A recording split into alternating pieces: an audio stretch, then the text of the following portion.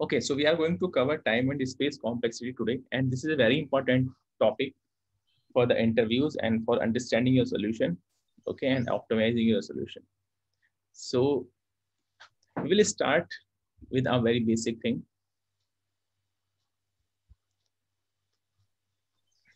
Okay, so how we calculate the time and space complexity? So time and space complexity actually decided how many operations you are doing in terms of the input. Okay, how many operations?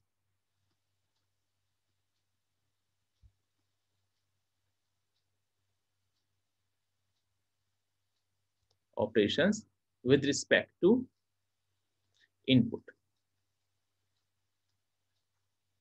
Okay, let's say I'm just taking a small example. Let's say I have two variables. Let's say integer, it's in C.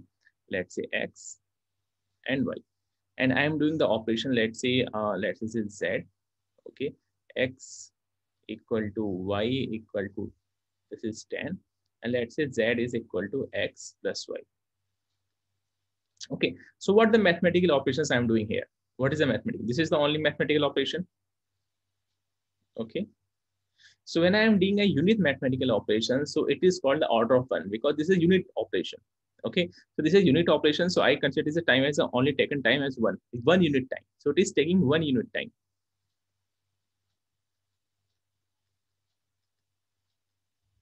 Okay, let's say I'm doing one more operation. Let's say Z equal to X minus Y. This is again a 1 unit operation, 1 unit time. So actually it is not, I'm not taking any input. So it is not actually based on the input. What is my input size? Because I am just taking some constant. Okay, this is X, Y, and Z. I am just doing some 1 unit operations. So let's say this is taking unit time 1. This is taking unit time 1. Okay. So how much time is this taking? This is taking the complete time 2. So this is time because how many operations I am having, but it's not actually dependent on the input because I don't have any input as such. Okay, let's say I'm taking both the inputs. Let's say if I'm taking this as an input, let's say from the user. Okay, so whatever the input size is constant, and but my calculation is independent of the input. Okay, so X key value, if I'm giving 1000, Y value is being anything. So this my calculation is important, independent of the input size. So this is because this is 1 unit, this is 1 unit. So if let's say I'm doing any number of operations, but these are actually, let's say n number of operations, all are order of one. Okay, and but that is actually not independent. They are not dependent on the inputs. They are independent. So this is n into order one. Again, it is called the order of one. Okay, so this is time complexity is order of one because you are not doing any operations. Your actually your operations are not dependent. Okay, or not affected by the input. So this is taking a unit time. Okay, they are unit operations. But what is the space complexity? Space complexity because you are not using any extra space. You are not doing taking any extra space. Okay, this is X and Y. These are unit because this will be taken, and it is not independent by the input. आपका input कुछ भी हो, okay, this remains the same, X and Y. So it is taking again the same unit space complexity because it is not independent on the input. So space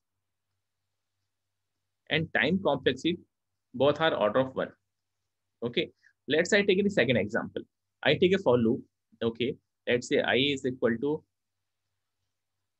for I equal to 0, and let's say I less than equal to 10. Okay, and I plus plus. Okay, and what I actually am doing, I am just taking a integer sum that is equal to 0, and for every time, what is my sum? Sum is equal to sum plus I. Okay, this is my a single operation. Okay, this is you can say how many input are having. This is number of n. This is my n. Inputs are my 10. Okay, this is n. Okay, so how many? This is a operation which is working at the unit time. This is working on the unit time. So how many time it will take? Let's say unit time it will take. Okay, but it actually how long my for loop will run? How long my for loop will run? This actually dependent on my this input. What is the input of this and size of my array? How long actually I am running this for loop? So this is dependent on the size of input. Let's say I am taking this in from the input. My input is This n is my input. Okay, so my for loop will actually dependent on the size of the input. If my n is on the higher side, this my operations would be, let's say my n is, let's say, so how many unit operations I will be doing?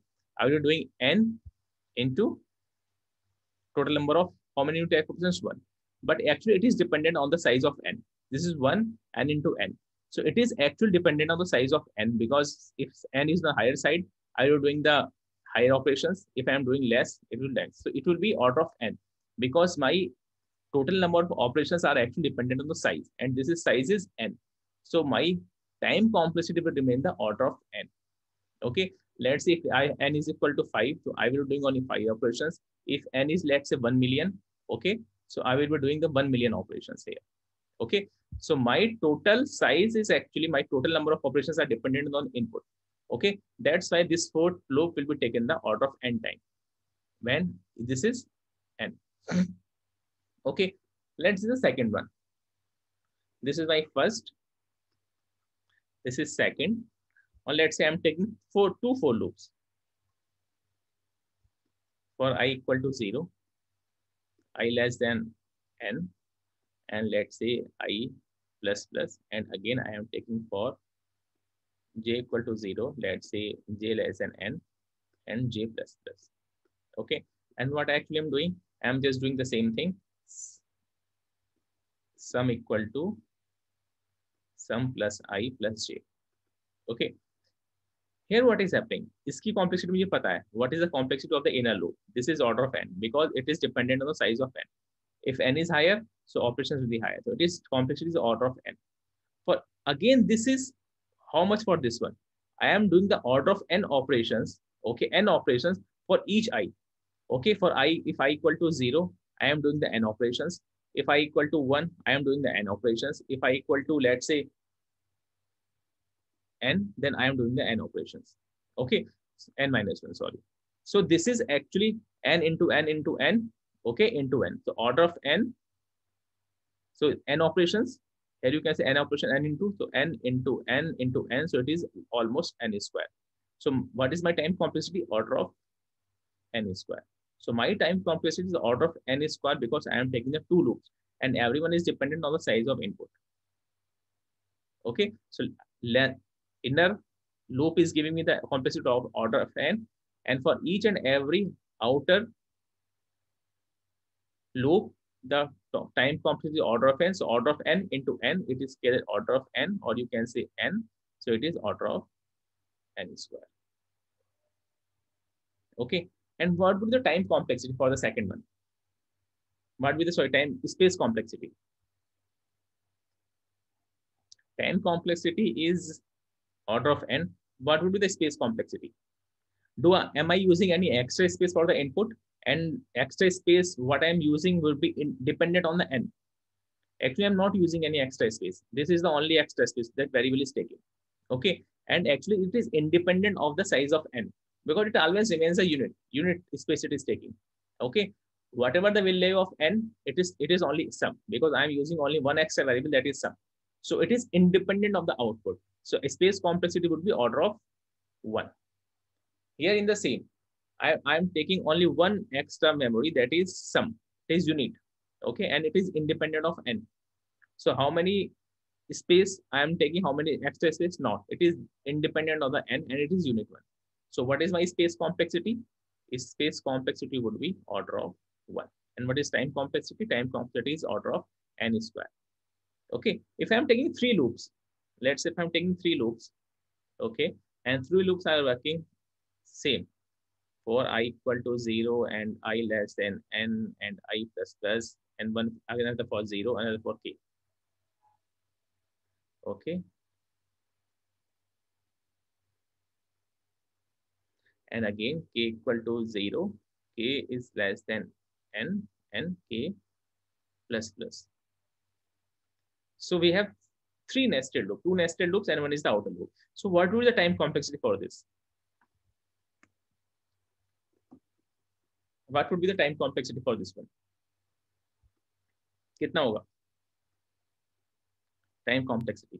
Order of n cube. Order of n cube, right? क्योंकि here it is order of n, and because of this one it will become order of n square, and because of this n into order of n square it will be order of n cube. And what will be my space complexity? Let's, I am doing some operations here. Okay, what will be my space complexity? Order of 1, because I am not taking any extra space and it is independent of the input. Let's say I'm doing the same thing as sum equal to sum plus I plus j plus k. Okay, so I'm taking only single variable. Okay, so in that case it would be order of 1. So my space complexity would be order of 1. Okay, here also my space complexity is order of 1 because I am not taking any extra space. So time complexity or space complexity both are order of 1. Okay, so this is for the nested loop. So whenever you see the nested loop, so my time complexity exactly depends on the number of loops. Okay, if it's a single loop, then in order of n. If it double loops, order of n square, 3 order of n cube, and so on. This is my time complexity. And space complexity, because I'm not using any extra space, so my space complexity remains the order of 1. Okay, so this is how you can see the, normally you can check the time and space complexity for any algorithm. Let's say we are going for the another algorithm. Okay, we have seen the binary search.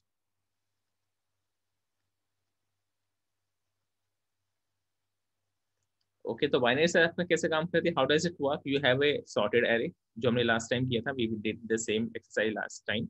Okay, let's this is 2 3 7 11 13 20 or let's say 31. So I need to find any element here. Okay, so my array has to be sorted. Okay, so what it does actually do, it will just, let's say start is equal to 0 and let's say end is equal to n minus 1. So it will always break this array into the half. Okay, let's say this is mid. So mid would be how much? 0 1 2 3 4 5 6. So it is here 11 is my midpoint. So it will break on the midpoint. Okay, and it will check if my item that I need to search, let's say item is 3. If item is equal to 11, that item is found. Okay, if the item is less than 11, then I have to discard this entire array. Okay, and I will be searching on this array. Then again I will doing the mid of it. The mid is 3, so I will be searching if mid is equal to 3. Yes, it is 3, it is written. So each and every time what it is actually doing, it is actually doing the array into the half. Okay, that we have already seen. It is always for each and every loop. Let's say what is my loop? It is my loop while your start is less than n. Okay, and start at 0 and end is n minus 1. And my, what is my mid? Mid is equal to s plus e by 2. Then what actually I'm checking? I'm checking if item, okay, is greater than, let's say this is my array. This my array is a. Okay, this is my array a, integer a. Okay, if it is a, mid. So what I have to do? I have to because item is greater than mid, so I have to discard this complete array. Okay, left side array. Okay, I will searching only this part. Okay, so I am going to change the start. So what is my start? Start will be mid plus 1. Okay, and my end में मेरा कोई change नहीं होगा, end remains the same. Okay, and else condition, if else item is less than mid, if item is less than a mid. So what it is, then it is doing, it is changing the end. Start remains the same and end will become mid minus 1. Okay, and what is the else? If it is equal to item, so it will return the item found. It will just print, it will say, let's say it is saying print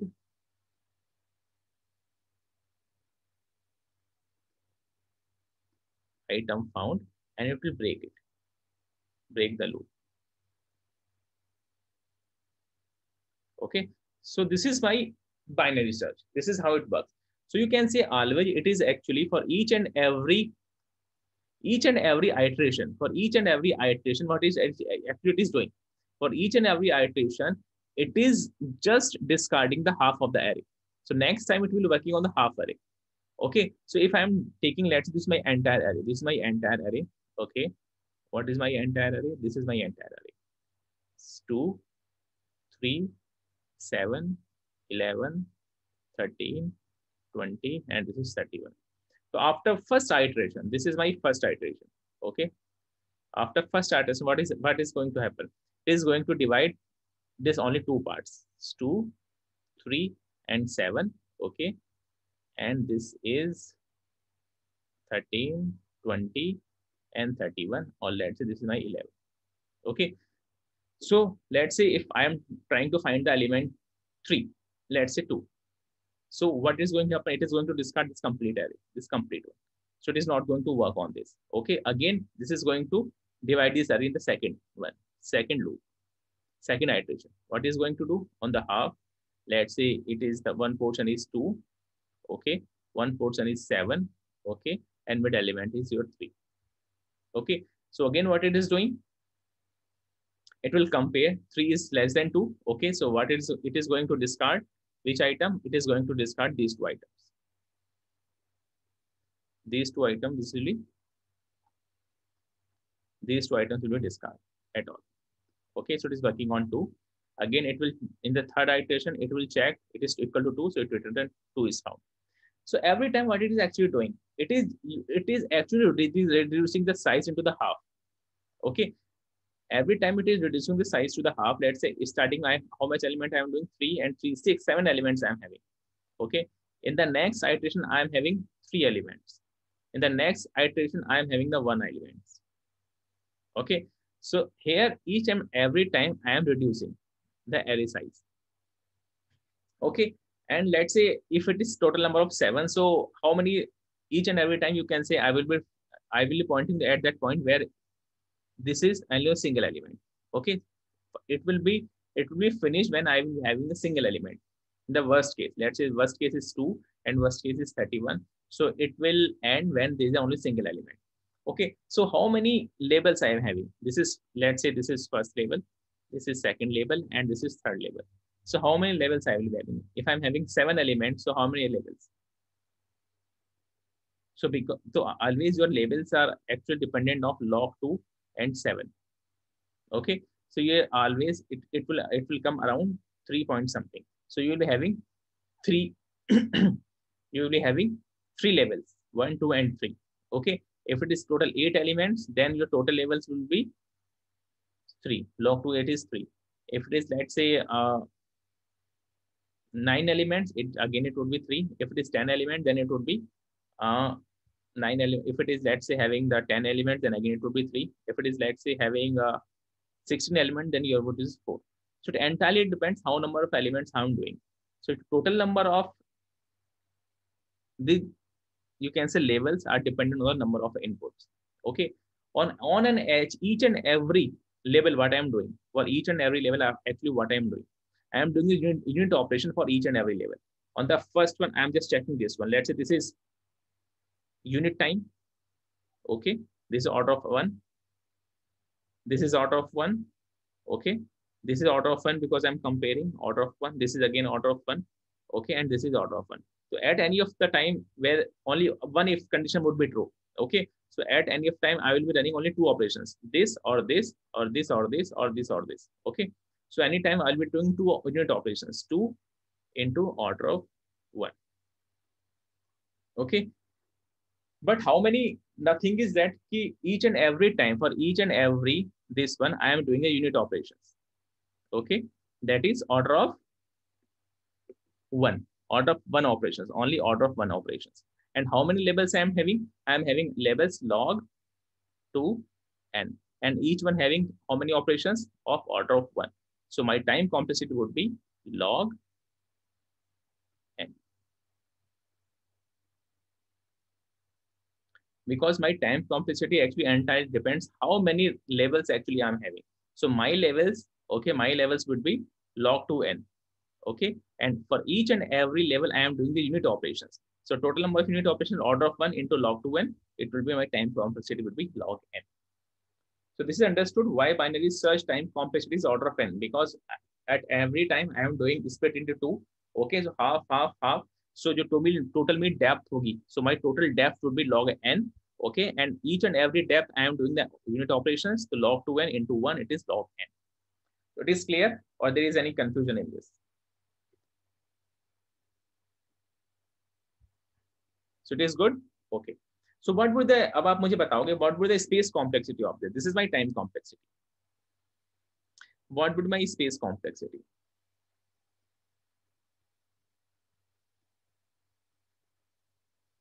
Am I using any extra space? Okay, because what is my space I'm using? I'm using only this mid. Okay, this mid is the only thing that I'm using.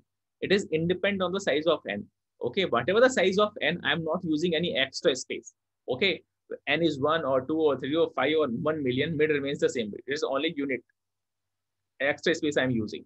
Okay, so what is my time complexity? Time complexity is independent of the output. So my time complexity would be order of 1. Okay, space complexity order of n, time complexity log. So we are good. So we have seen the time complexity of the normal operations, one unit operations. We have seen the time complexity and space complexity of the 1 for loop, 2 for loops, and 3 nested for loops. We have seen the time complexity of binary search. Okay, let's check the time complexity of any of the sorting algorithm. Okay, Sir, we will. Sir, can you explain how to calculate space complexity? I'm not able to understand. Okay, because we take space complexity and time complexity in terms of the input. Okay, if my input actually changes the my space, but extra space I'm using. So what extra space I'm using? I'm just using this mid, s and e. Okay, these 3 unit variables I'm using, and it is taking kitna space le rahe hain? It is taking whatever the space they are taking. Let's say 4 bytes, 4 bytes, and 4 bytes, 12 bytes. Okay, does it depends on the input size? If I'm changing the input, so my memory is going to change. It remains only 3, SE and mid. I'm not going to change any memory. If it is 1 million records, still I'm using SE and mid, only 3 variables. So my space, whatever the space I'm using, that is independent of the input. Okay, that's why it is order of 1. Understood? If you mean like there is a set number of variables. If the variables were changing because of n, then there would be a greater space complexity. Yes. Let's say let's say this is my input size A. Let's say I'm using some extra memory of the same size, okay, to do some calculations. Okay, I want to do some calculation. I'm using the same extra memory, okay, some extra space I'm using of the same size n. In that case, my space complexity would be order of n, because whatever this, how much space I'm using extra, that depends on the input size. If input size is n, then I'm taking the extra space on n size. In that case, my space complexity would be order of n. Okay? Okay, got it. Okay. Let's just take an example. जो हमने कल आपको example दिया था, ठीक है? What was the example? That's it. This is 3-1. A merging of 2 sorted array.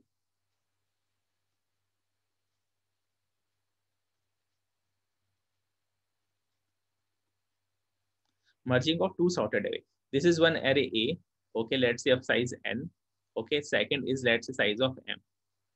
Okay, so I want to merge it. So this is what the extra space I do need, because I need to have the extra space of n plus m size. That's after that I can merge only, right? Because I cannot merge in place. Okay, so I need to have the one extra memory that is of n plus m. So in that case, what is my space complexity? My space complexity, because I am using this extra space for the merging. Okay, and it entirely depends the size of n and size of m. If n is increasing, that's my space complexity is increasing. If m is increasing, my is increasing. So what is my space complexity? My space complexity would be order of n into m. N into m or n plus m? Sir, n plus n होना चाहिए. Would be plus, right? N plus n. So it is my time complexity is order of n plus 1. That is actually order of n, because n and plus more or less same thing. Okay, so it is almost order of n. Okay, whatever is greater. If m is greater than n, then it is m, or it is n is greater than m, then it is order of n. Okay, so more or less it is order of n. Okay, so have you seen how my space complexity is maintained, I am using the extra space. So that's why I'm having the space complexity order of n. What would my time complexity for this one? Sir, order of n into m. Okay, because this is my array. Okay, this is my array and this is my extra array. So for each and every time I am going through for each and every element for each this element. Okay, I am comparing this element to this element and this element goes here. Okay, then again this element. So how many times I am traversing this array? Only one time. And how many times I am traversing this array? M times. So I am traversing this array only n times and this is only m times. Okay, so what is my time complexity? Because I am traversing the array single time. I am traversing the array single time. Okay, so for this operations, time complexity is order of n. For this one, order of m. Okay, so what is my total complexity? Order of n, whatever. Okay, let's say okay, each and every time I am to the order of n plus m. So this is again more or less again order of n, more or less. Okay, so space complexity and time complexity both are the order of n. Sir plus क्यों करा, multiply क्यों नहीं हुआ? Multiply नहीं हो क्योंकि basically मैं यहाँ पे इसको पूरा ट्रेवर्स कर रहा हूँ. ओके, इसको कंप्लीट ट्रेवर्स कर रहा हूँ. ओके, तो इसको ट्रेवर्स करने में मुझे कितना बार करना पड़ेगा? n times. इसको मैं पूरा ट्रेवर्स कर रहा हूँ m टाइम्स. तो कितना ट्रेवर्सिंग किया मैं? टोटल n प्लस m ही तो ट्रेवर्स किया मैंने एरे को. ओके, अगर मैं ये कर रहा होता कि इसके ईच एंड एवरी एलिमेंट के लिए ये पूरा ट्रेवर्स कर रहा होता, if for each and this element I M traversing this one, तो इसके एलिमेंट के लिए मैं इसको m बार ट्रेवर्स कर रहा होता, इसके सेकंड एलिमेंट के लिए इसके m बार ट्रेवर्स कर रहा होता, इसके एक एलिमेंट अगर मैं तो each and every n I am traversing m, अगर ऐसा हो रहा होता तो फिर टाइम कॉम्प्लेक्सिटी आपकी ऑर्डर ऑफ nm हो जाती. ओके, क्योंकि मैं nm टाइम्स ट्रेवर्स कर रहा हूँ, nm times. Okay, you understand. लेकिन यहाँ पर मैं ऐसा नहीं कर रहा हूँ. Okay, it is traversing only n and m, so time complexity order of n plus m only. Got the point? Yes sir. Okay, जैसे कि आपका 2 for loops में होता है, for each and every this item actually you are tracking all these items. Okay, so then it is order of n. So इसको आपको थोड़ा और क्लियर हो जाएगा जब हम लोग सॉर्टिंग के एल्गोरिथम निकालेंगे. We will take one of the example for the sorting. जब हम सॉर्टिंग करेंगे तो सबकी टाइम और स्पेस कॉम्प्लेक्सिटी हम लोग निकालेंगे, don't worry. Okay, so let's say I'm taking one of the simplest algorithm, that is bubble sort.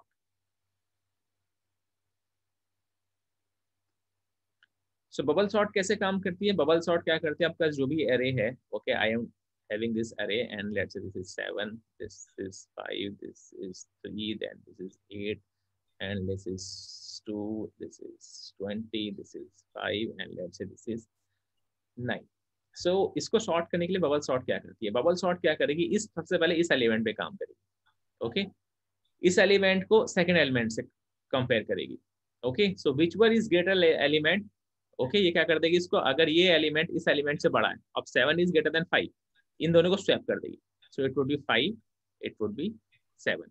Okay, अभी फर्स्ट लूप की बात चलिए. फिर 7 को अगेन 3 से कंपेयर करेगी. Okay, if 7 is greater then 3, yes 3 यहाँ पे आ जाएगा, 7 यहाँ पे आ जाएगा. ओके, फिर अगेन 7 को 8 से कंपेयर करेगी, बड़ा नहीं है तो स्वैप नहीं होगा. Okay, now it is pointing eight 8.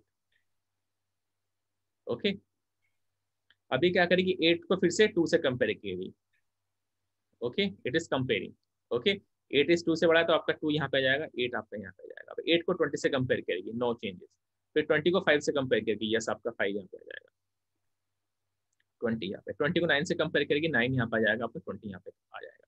तो आपने क्या किया, फर्स्ट लूप में मैंने क्या किया, मैं I am just going to compare this thing, इसको इसके, इसको इससे, इसको इससे, इसको इससे, इससे, और आपका जो सबसे बड़ा एलिमेंट था वो आपका लास्ट में पहुंच गया. In a single loop, in a single loop your last element जो बिगेस्ट एलिमेंट तो यहाँ पहुंच गया. ठीक है, फिर आप नेक्स्ट यहाँ से कंपेयर करना स्टार्ट करोगे. ये सेकंड लूप में क्या होगा, जो आपका सेकंड बड़ा एलिमेंट है इसको आप स्किप करोगे, जो सेकंड बिगेस्ट एलिमेंट हो आपको यहाँ पे जाएगा. So it will be 8 and 8. फिर द थर्ड लूप, जो थर्ड लास्ट एडजस्टमेंट होगा यहाँ आ जाएगा. ओके, सो ये क्या करती है कि आपकी बबल की तरह काम करती है. बबल की तरह जो बिगेस्ट एलिमेंट होता है आपका सरफेस पर जाता है. ओके, सो आपका जो सबसे बड़ा एलिमेंट होगा वो सबसे पहले सेट हो जाएगा, फिर सेकंड बिगेस्ट एलिमेंट सेट होगा, फिर थर्ड बिगेस्ट एलिमेंट सेट होगा, and this is how we are doing the bubble sort. Okay, so what is the code for this? Let's say I am doing the code. Okay, let's say my array size is, let's say n. It is given to me integer n. So what I am going to do, I am doing for I equal to 0 and I less than, कहाँ तक चलाना है मुझे, I am comparing each and every element to the next item. तो ये element आपका next element से compare होगा, लेकिन इससे आगे कंपेयर करने के लिए कुछ नहीं है। ओके, सो मुझे लूप कहाँ तक चलाना है, शुड आई लूप, क्योंकि ये आगे कंपेयर करेगा, ये आगे कंपेयर करेगा, इससे ये, इससे ये, इससे ये, इससे ये, इससे। ओके, तो ये how much time it will, तो कहाँ तक चलेगा आपका लूप। ये सेकंड टाइम में क्या करेगा, इसको छोड़ देगा। तो आपका लूप कितनी बार चलेगा, हाउ मेनी टाइम्स, एन बार ही चलेगा, क्योंकि पहले इस यहाँ से स्टार्ट करेगा, फिर एक सेट हो जाएगा, फिर स्टार्टिंग से स्टार्ट कर रहा है, फिर अगली बार फिर से स्टार्टिंग से स्टार्ट कर रहा है। तो कितनी बार चलेगा loop, let say i equal to less than n. Okay, each and every element के लिए चलता है। ओके, सेकंड, अभी कैसे काम करेगा, क्योंकि इसको क्या करना है, ईच एंड एवरी एलिमेंट को ईच एंड एवरी एलिमेंट से कंपेयर करना है, इसको इससे, फिर इसको इससे, फिर इससे, it is going to compare like this. तो let's say for j equal to कहाँ से काम करेगा, i+1 से। ये कैसे काम करेगा, कहाँ से काम करेगा, ये j इक्वल टू क्या होना चाहिए,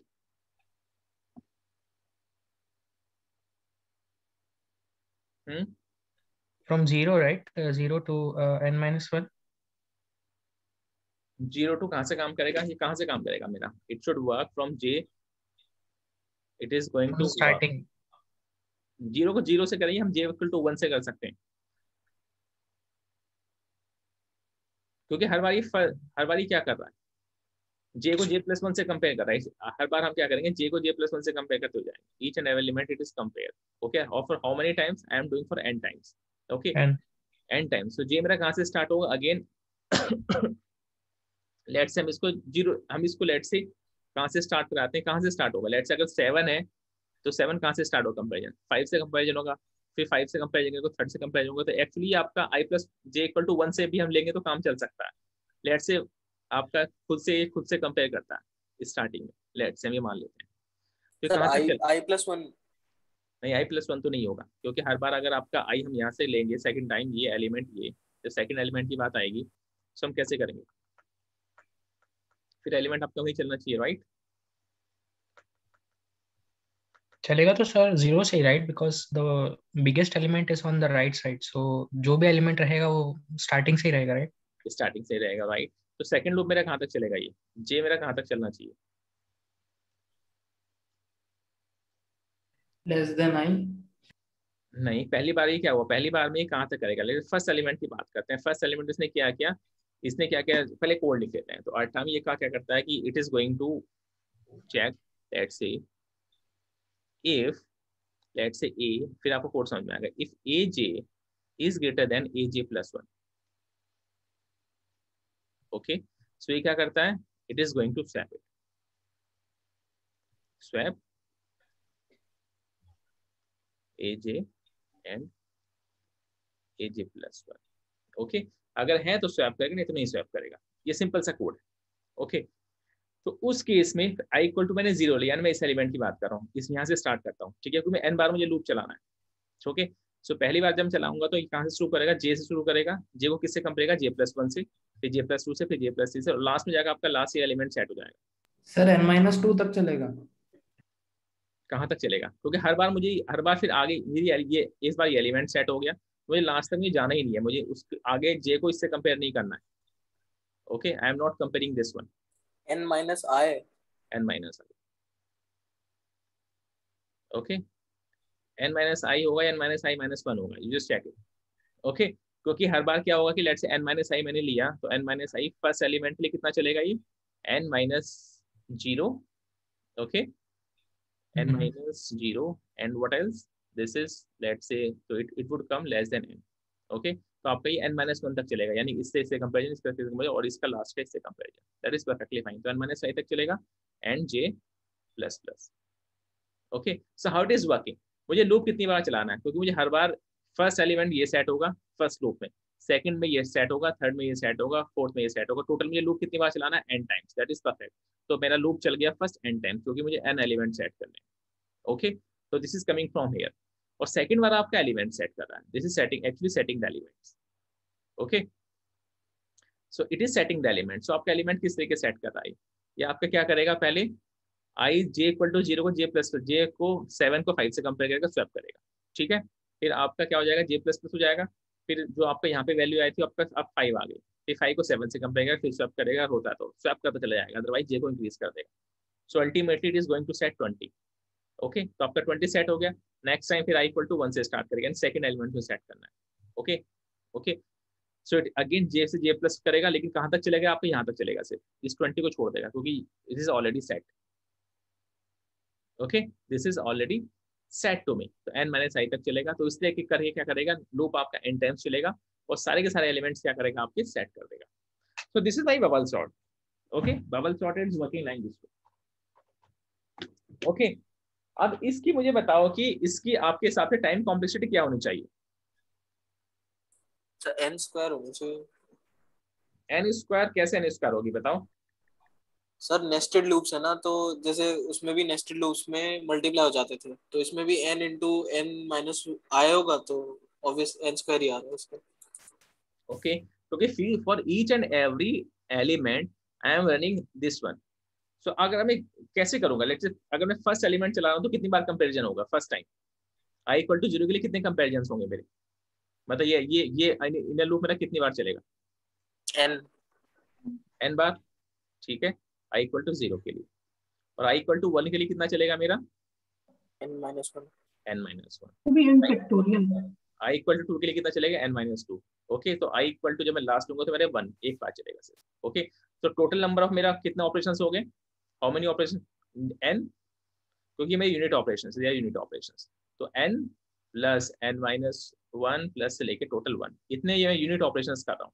ओके, तो टोटल सम कितना होता है आपका, n factorial. n into n plus 1 by 2.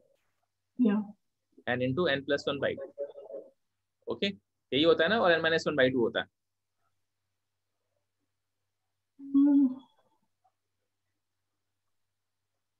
Okay, कितना होता है इसका, n into n minus by 2 और n into n plus 1 by 2. Let's check कर लेते हैं. Let's it is 3 2 and 1. so how many elements, 3. so 3 or 3 minus 1 2 divided by 2, so it is some 3, n plus 1 by 2, that is 4. okay, n into n plus 1 by 2. okay, so total मेरे operations कितने हो गए, n into n plus 1, that is almost n square plus n divided by 2. तो आपकी major term कौन सी, majority term आपकी n square. तो यानी कि आपके ऑपरेशंस कितने हो जाएंगे, टोटल आपकी टाइम कॉन्स्टेंट कितनी हो जाएगी, ऑर्डर ऑफ n स्क्वायर, क्योंकि n स्क्वायर आपका n से बड़ा है. तो टाइम कॉम्प्लेक्सिटी आपकी कितनी होगी, order of n square. Okay, और यहाँ पे ये कोड आपका सही है कि नहीं है,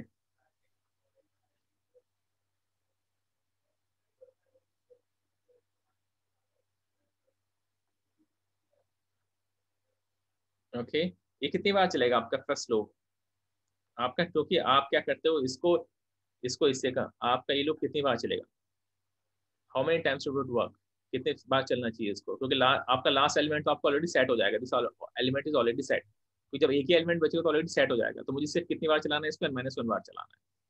ओके, क्योंकि लास्ट एलिमेंट आपको ऑलरेडी सेट हो जाएगा. Okay, and it would be n minus i into 1, ये आपका n minus y into 1 बार चलता है. डोंट वरी, उसको हम जब सॉर्टिंग करेंगे तो उसको समझेंगे कि n minus i into 1 कैसे हो गया. तो you can see it here, n minus 1 into y time चलेगा, क्योंकि i बराबर 0 होगा तो कितनी बार चलेगा ये लूप, कितनी बार कंपेयर करेगा, इसको इससे, इसको इससे, इसको इससे, इसको इससे, तो आपका n minus 1 कंपेरिजन होंगे सिर्फ. ओके, क्योंकि आपका 2 बार कंपेरिजन हो रहा है, तो n minus 1 कंपेरिजन होंगे, सेकंड बार में आपके n minus 2 कंपेरिजन होंगे, थर्ड बार में आपके n minus 3 कंपेरिजन होंगे, तो आपका n minus i minus 1 होता है. ओके, सो लेकिन आपके टाइम कॉम्प्लेक्सिटी आ गया order of n square, that is fine, क्योंकि हम each and every outer loop के लिए हम लोग ऑपरेशंस कैसे कर रहे हैं, n minus 1 n minus 2 इस तरह से हमारे कंपैरिजन हो रहे हैं. इसको मान लो कि n minus 1 then n minus 2 और n minus 3, तो आपका n minus 1 हो जाएगा, दैट इज फाइन, उसको कोई ज्यादा फर्क नहीं पड़ेगा, it is order of n square. Space complexity कितनी होगी मेरी,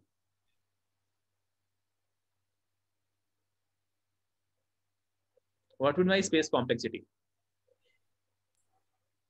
do I use any extra space, कितना order extra, of 1. Order of 1, क्योंकि मैं सिर्फ 2 वेरिएबल यूज कर रहा हूँ, i and j, and they are independent of the input size. Input size आपका कुछ भी हो, हमेशा मैं 2 ही वेरिएबल यूज कर रहा हूँ, that is unit size, so that is order of 1. so time complexity is order of n square and space complexity is order of 1. तो ये क्लियर है, so we are good. तो बाकी की जब हम सॉर्टिंग एल्गोरिथम लिखेंगे, bubble sort, selection sort, insertion sort, बाकी सॉर्टिंग एल्गोरिथम लिखेंगे, then will come to know कि सबकी टाइम कॉम्प्लेक्सिटी और स्पेस कॉम्प्लेक्सिटी हम लोग कैसे निकालेंगे, वो हम सब अलग से एक्सरसाइज करेंगे. Okay sir, one question here. yes, come again. So one question here. So space complexity 1, right? So we are not using any thing else other than I and j. If we are using anything other than that, then our space complexity will increase to 2 or yes something, right? Yes exactly, क्योंकि अगर हम ऊपर वाला case देखें तो हमने extra space use किया था n प्लस m साइज का, तो हमारी स्पेस कॉम्प्लेक्सिटी कितनी होगी, तो order of n plus m। Okay, Okay. यहाँ पर हम कोई एक्स्ट्रा स्पेस यूज नहीं कर रहे हैं, and extra space is not dependent. कोई मतलब आपका इनपुट साइज अगर बढ़ रहा है या घट हो रहा है, इफ इट इज इंक्रीजिंग और डिक्रीजिंग, तो मेरे स्पेस जो मैं स्पेस कंज्यूम कर रहा हूँ उस पर कोई मेरा फर्क नहीं पड़ रहा है, because it is independent of the input size, तो इट इज ऑर्डर ऑफ 1। यहाँ पे क्या था, Okay. आपका इनपुट साइज n और m इंक्रीज हो रहा था, तो आपका ये जो मैं एक्स्ट्रा स्पेस ले रहा हूं, इट इज आल्सो इंक्रीजिंग और decreasing. Okay, that's why space complexity order of n plus m। तो कितना स्पेस आप M. यूज करते हो। और इस लास्ट केस में, अगर लास्ट एग्जांपल में अगर अपन लेते हैं आई जे और के भी लेते हैं, तो भी स्पेस कॉम्प्लेक्सिटी 1 ही होगा, क्योंकि हाँ अपन वन, एक्स्ट्रा स्पेस यूज नहीं कर रहे हैं because that is independent of input size. Okay, input वो आपका साइज। ओके कांस्टेंट है, वो आपका हमेशा कांस्टेंट रहेगा, इनपुट साइड पर डिपेंड नहीं करता। आपको जितनी मेमोरी आप कंज्यूम करें that is constant. Okay okay, sure, thanks. Okay, so let's fifth example. एक आपकी आती है मर्ज सॉर्ट। मर्ज सॉर्ट में हम क्या करते हैं, आई एम जस्ट टेकिंग, हमको डिटेल में बाद में करेंगे। ओके, मर्ज सॉर्ट में हम लोग क्या करते हैं, मुझे मर्ज सॉर्टिंग करनी होती है। लेट्स से की 3 5, let's say now it is let's say 1, then it is 11, then 6, then it's 3 on, let's say it is 7। okay, तो मर्ज सॉर्ट में क्या करता है, मर्ज सॉर्ट में it is always break into 2। ये हमें इसको 2 में ब्रेक करता चला जाएगा। It is you can say कि it is your call bottom up approach. हर बार क्या करता है कि इसको पहले हाफ में स्प्लिट करेगा, तो it would be 3 5 and 1 on, let's say it would be 11 5 3 and 7। तीस अगेन इसको स्प्लिट कर देगा हाफ में, it is let's say 3 and 5 and 1। ये आपका हाफ में स्प्लिट हो जाएगा, then it is 11 and 5 and 3 and 7। हर बार हाफ में स्प्लिट करता जाएगा। ओके, फिर अगेन दिस इज, ये 3 का 3 रहेगा, इसमें कोई प्रॉब्लम नहीं है, इसको स्प्लिट कर देगा, it will become 5 and 1, it will become 11 and 5 and will become 3 and it will become 7। Okay, जब आपके लास्ट तक एलिमेंट पहुंच जाएंगे तो ये क्या करता है कि यूनिट एलिमेंट को ये मान के चलता है कि यूनिट एलिमेंट अपने आप में सॉर्टेड है। Okay, unit elements are sorted. जब आपके सारे के सारे एलिमेंट्स आपके लीफ पे पहुंच जाते हैं, दिस इज लीफ। ओके, आपके सारे एलिमेंट्स लीफ पे हैं, this is leaf, this is leaf, this is leaf, this is, अब सिंगल एलिमेंट आपके बच गए। अभी क्या करेगा, जब सिंगल एलिमेंट बच गया तो इसको क्या करेगा, इसकी मर्जिंग कर देगा, मर्ज सॉर्ट। एक अरे ये है, एक अरे ये है। ओके, इसकी मर्ज करेगा, क्योंकि दोनों आपके देखोगे both are sorted, single element is sorted, इन दोनों की मर्जिंग करेगा। It is going to merge it. तो मर्ज करने का मुझे क्या मिल जाएगा, it will become actually, I just write it down, it will become 1 and 5। Okay, ऐसे इन दोनों की मर्जिंग करेगा तो इट विल बिकम 5 and 11। इन दोनों की मर्जिंग करेगा तो it will become 3 and 7। Okay, अब सेकंड लूप में जब इसकी मर्जिंग करेगा 3 1 and 5 की, तो मर्जिंग करेगा क्योंकि दोनों सॉर्टेड अरे, इट वुड बी 1 3 and 5, और इनकी मर्जिंग करेगा तो it would become 3 5 7 and 11। Okay, फिर इनकी मर्जिंग कर देगा क्योंकि सॉर्टेड अरे हैं, तो आई am just doing the merging. तो आपकी मर्जिंग आपका क्या आ जाएगा, दिस इज 1 3 आपका 2 बार है, तो 3 3 5 5 2 बार है आपका, ठीक है, 5 and 7 और लेट्स से 11 काइंड ऑफ। इस तरह आपकी मर्जिंग कर जाएगा। So this is your merge sort. तो पहले आपके क्या, आप टॉप डाउन अप्रोच करते हो, आप पहले नीचे बिल्कुल डाउन तक जाओगे, जब आपकी सारी सिंगल एलिमेंट हो जाएंगे, फिर आप उसको मर्ज करते हो, ऊपर तक पहुंचते जाओगे, that is your called bottom up approach. This is your bottom up approach. इसको हम डिटेल में करेंगे आके, डोंट वरी। ओके, अब इस केस में मेरी टाइम कॉम्प्लेक्सिटी कितनी होगी, let's say what is my time complexity. Sir इसका अगर कोड बता दीजिएगा तो निकाल सकते हैं टाइम। नहीं, ये ना आप इसी से देख लो। आप मैं इसमें इतना करता हूँ, लेट्स से हर बार मैं इसको हाफ, मैं इस बार इसको हाफ में डिवाइड करता जा रहा हूँ, half order of log n। तो मैं मेरे पास बिल्कुल सेम साइज, हम इस बार हाफ करते जा रहे हैं, ठीक है। तो मेरे टोटल मेरे पास कितने बनेंगे, ये तो लॉग एन होगा, लॉग एन, यानी मेरे टोटल n log n। नहीं मेरी डेप्थ कितनी होगी, इसकी, what is the depth.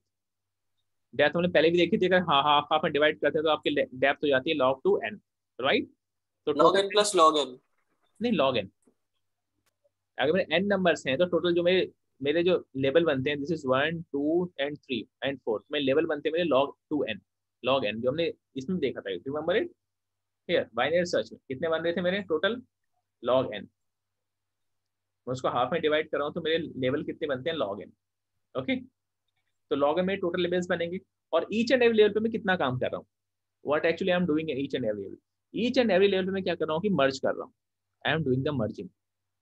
Okay, और टोटल कितने एलिमेंट्स, ऑलमोस्ट आपके n एलिमेंट्स रहेंगे आपके उस पर each and every time n elements. इन दोनों की मर्जिंग करूंगा, मर्ज करने में कितनी आएगी इसकी, इसलिए भी मर्ज हो रहा है, ये भी मर्ज हो रहा है, ये भी मर्ज हो रहा है, ये भी मर्ज हो रहा है, यानी कि टोटल में टोटल n कंप्लीट एरे पे काम कर रहा हूँ। मेरी आप देखो तो टोटल कंप्लीट एरे मेरा मर्ज हो रहा है एक तरीके से, अलग अलग मर्ज हो रहा है लेकिन each and every element is working. तो मैं यहाँ पे मेरी टाइम कॉम्प्लेक्सिटी कितनी होगी, ऑर्डर ऑफ n। इसलिए आप देखो टोटल मेरे n एलिमेंट्स सारे मर्ज होते हैं, ऑर्डर ऑफ n। यहाँ पर भी total order of n। Okay, और यहाँ पर भी मेरे टोटल ऑर्डर ऑफ n।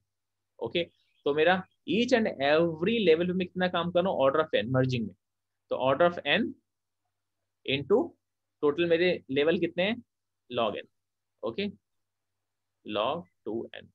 तो मेरी इसकी टाइम कॉम्प्लेक्सिटी कितनी होगी, order of n log n। ये समझ में आ गया, क्योंकि ईच एंड एवरी टाइम मेरे पास n पूरे n एलिमेंट है, हर स्पेस में ऑलमोस्ट पूरे n एलिमेंट है और सबको मैं मर्ज करता हूँ। ठीक है, और मर्जिंग करने में आपको पता कितना टाइम लगता है, जितना आपका एरे का साइज है। ओके, तो टोटल साइज कंबाइंड साइज कितना होगा इसका, पूरा कंबाइंड साइज इस पूरे का n ही है।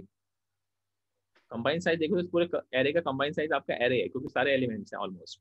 तो मर्जिंग का टाइम लगेगा ऑर्डर ऑफ n। यहाँ पे ऑलमोस्ट आपके सारे एलिमेंट जो मर्ज कर रहा हूँ, ऑर्डर ऑफ n। यहाँ भी सारे एलिमेंट्स है ऑर्डर ऑफ n, यहाँ भी सारे एलिमेंट्स ऑर्डर ऑफ n। तो total order of n। Okay, और लेवल कितने, log n। तो टाइम कॉम्प्लेक्सिटी कितनी होगी, order of log n।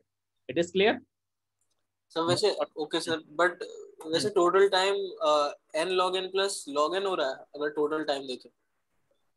Order log n plus, अगर टोटल टाइम देख रहे हैं तो n log n plus log n है क्या वो टोटल टाइम इसका? नहीं, order of n log n है, log n plus log n क्यों होगा।